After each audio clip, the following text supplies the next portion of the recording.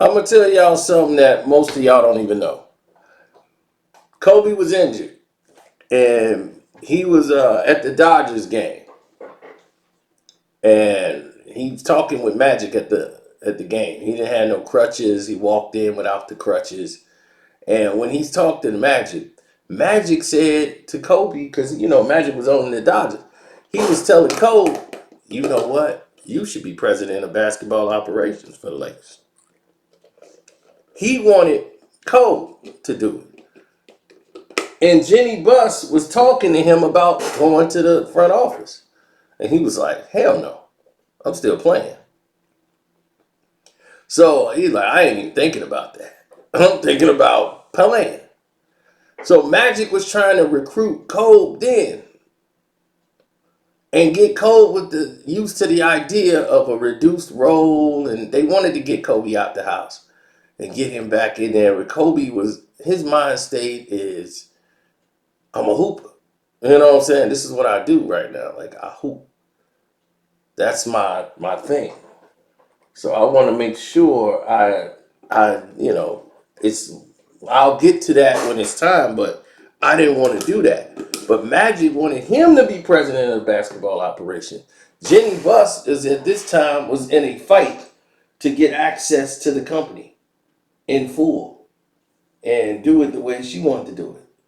Because her brother was running things at the time, and they was like, well, we'll let him and Mitch run things, and then we'll go from there.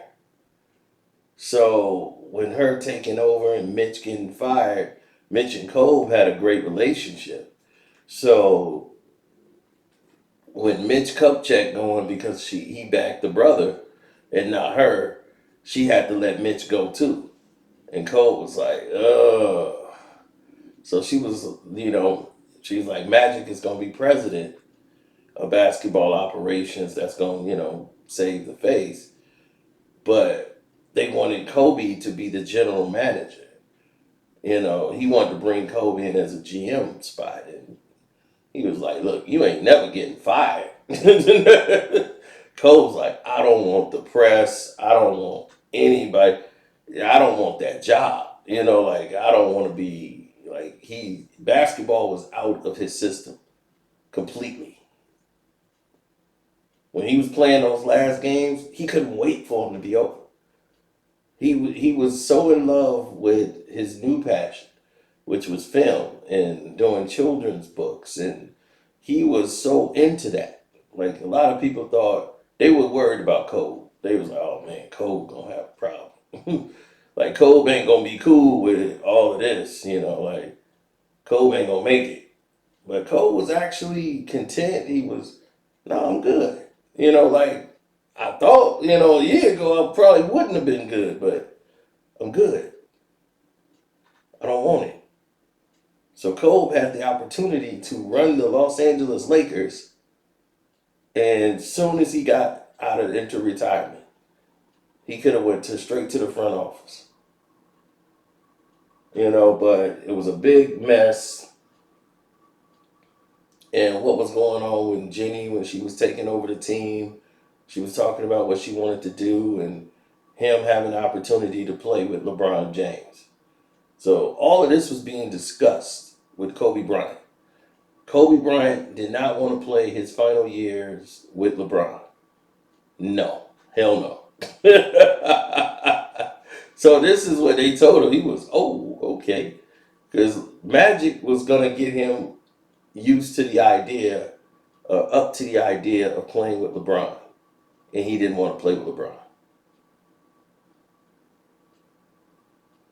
So that was out.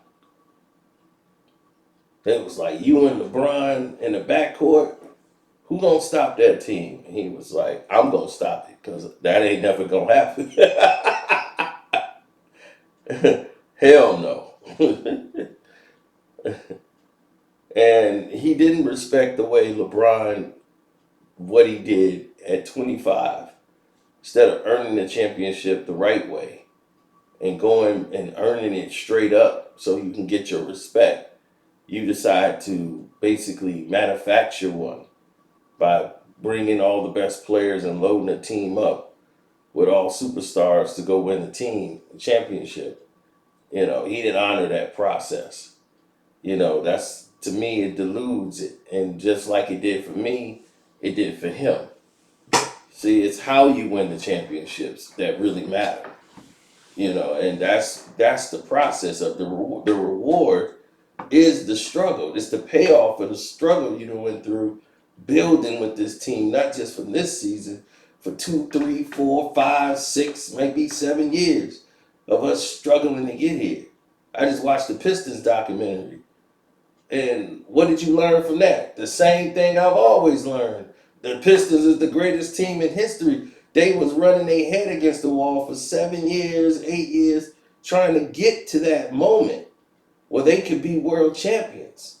And believe me, that was a team that was winning like 5 games a season to sell it out football, doing 40, 50,000 in the seats.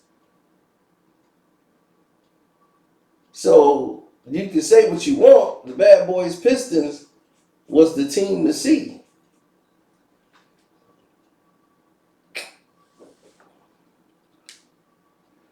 I just don't think the league is they care about too many personalities. It's too much tech and everything involved with it now is so technical and stat driven that everybody is caught in this monotony of what it's supposed to be and what it actually is. And because of that, people can't function. If I ever saw anybody that was more determined, it was Kobe Bryant. Now, on the Patreon, I'm going to tell you what happened with Vanessa Bryant, because there's a lot people just don't know because they were very quiet. They didn't really, rock the boat. And it was a, different situation back then. So when Magic was GM and they was bringing Kobe in, and that was going to be the situation. Kobe was coming in. LeBron was coming in. Kobe was going out. And they had that discussion where Kobe said, this is it. I'm finna. Because he was going to go into a contract negotiation. And they were like, look, if you want to go somewhere, you can. Because, this is it. So the Lakers was going through a rebuild. And they knew that. So offering Kobe another contract was going to be contingent on LeBron, because LeBron was like, is Kobe going to be okay with me playing there? I know him. Like, I know Kobe. He ain't going to be okay if I'm playing there and playing with him. So it's going to be Kobe's team. It's not going to be LeBron's team if Kobe's there. So LeBron was like, all right, because I'm not really okay. Dude have to be sold in all the way, and it's got to be a communication here. Like, could Cole pull that off? And everybody who played with Cole said, don't even think about it. Karan Butler told LeBron, like, I don't think that's feasible, man. That's not gonna happen. You might want to come in when he leaves. LeBron came 2 years after Kobe left, then used his media to try to create this narrative that he's gonna come back to save the season when they started off losing with LeBron. Like, Kobe's thinking about coming out of retirement and joining LeBron. So everybody in LA is getting excited because they think Kobe's going to come back and save the team. The way he retired, and his wife Vanessa put a message out like, "Nope, we just got I just got my husband back. There's no way he's coming back to playing basketball. We finna end this right now." But it was giving hope to the Laker fans and all that. So, that's the way they wanted to market it and push it. Vanessa, she killed that immediately. She ain't let that fly. No. They were going to send Kobe to any team he wanted. Kobe had a green light to go any team in the NBA. He had a green light. They would have picked up Kobe's contract for the rest of the 2 years or whatever. And every team in the NBA would have wanted Kobe Bryant on their team. Are you kidding? But he was only going to go to teams that was in contention for a championship. That's the only way they were going to send him to a team. So the Houston Rockets was looking at adding Kobe Bryant. So that's what it was looking like. He was going to go to Houston, the Houston Rockets. And they were like, the Houston Rockets is right there. Or you can go to Oklahoma City, and that was out. He's like, I'm not going to Oklahoma City. He was like, no, I wouldn't. And he's like, no, I'm not. No, that's. They was like, well, these are the teams that's in contention. He's like, I talked to Mitch. Mitch thinks the Houston Rockets is the better fit for you, or the Portland Trailblazers. And at that time, I know y'all like Portland Trailblazers. Yeah, the Portland Trailblazers at one time was a monster. You know, they had CJ, they had Dame.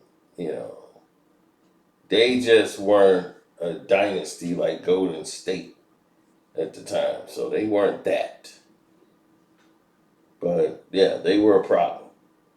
So that would have been CJ. They had a bench. They had Dame. They would have had Kobe. You know, so at the three monsters would have been that. So Mitch thought that that was the best fit for Kobe, was those two teams, or he could go to OKC with Russ and KD, and that was not going to be the case. Um, Cole turned everything down without even thinking about it. He didn't want to go, and it was like, nah, I'm I'm not gonna do that because he knew he got on pretty much LeBron's case. Plus, he went this far. He's like, I'm at the end of my career. I might as well. I want to finish all with one team. You know, Isaiah Thomas had that chance to go play for the Knicks when the Knicks needed a point guard, and Isaiah just was done. It was just like, now I'm just gonna go ahead and retire. And then he tore his ACL in the last game he ever played. So he was on crutches. It was just no more. There's no more basketball left for him to do. You know, like he had given basketball his life, and at that point, and it was time to move on.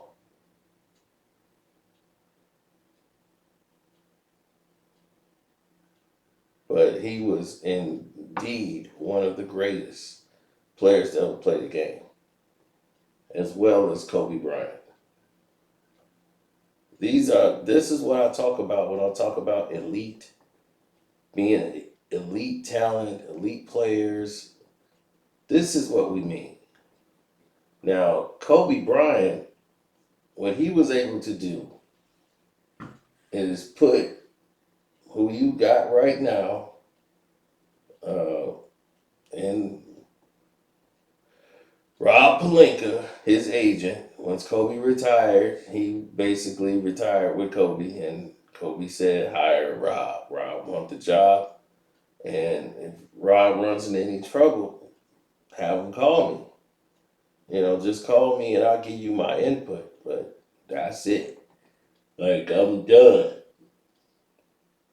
So Kobe gave his input and was stunned. The Lakers chose Lonzo Ball. He just thought that was something they was doing for the headlines.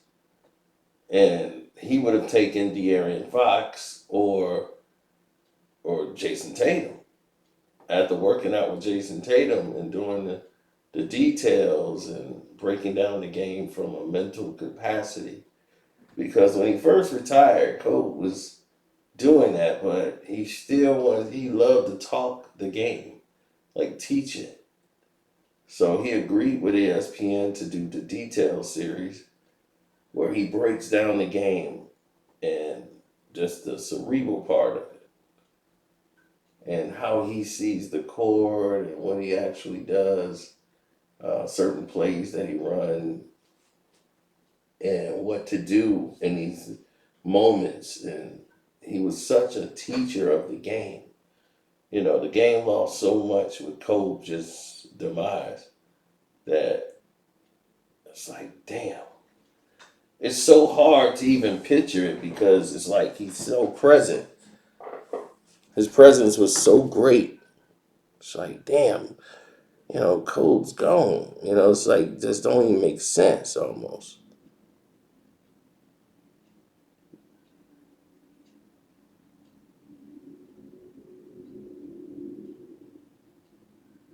When you see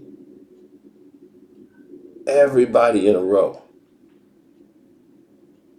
lining up to do drills or to show respect to Cole, we lost so much with him. But I remember he made players want to be better. Players who thought they were great already, Cole was like, I can make you better. I'll help you get better. And that was what was key to him.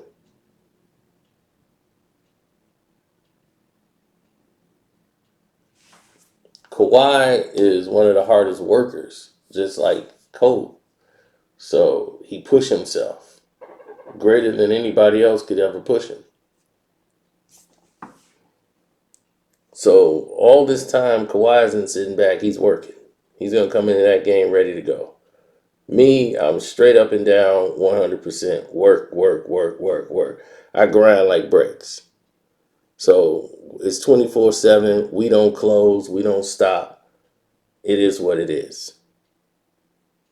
Now, these other teams and these other people and other personalities, man, listen,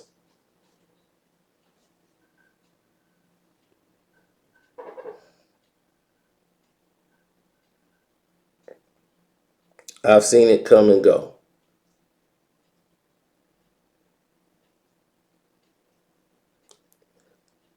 When they asked Kobe advice, I never forget it. They asked him about um, a player that they could trade to get.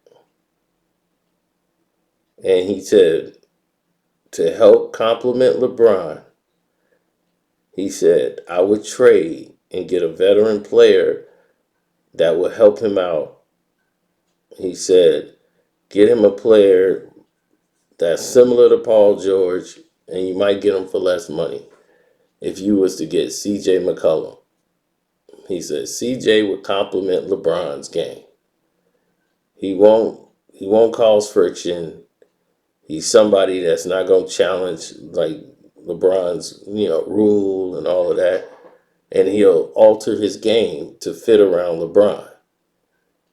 He said that's the perfect fit for LeBron James.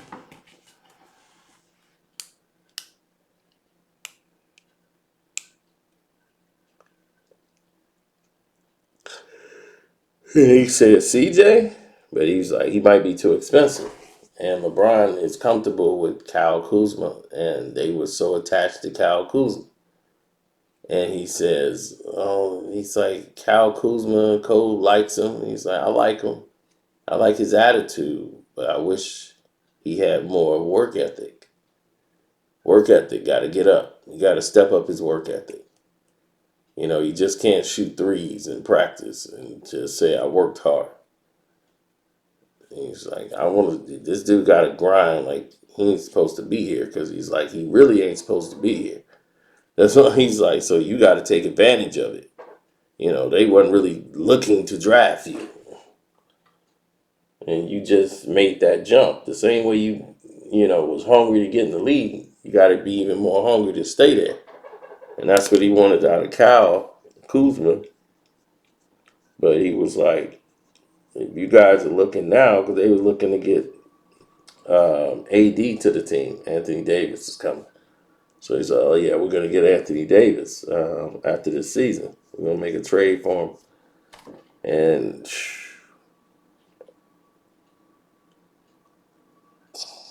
Coach said, well, y'all going to have what you need. The Lakers will be in the playoffs.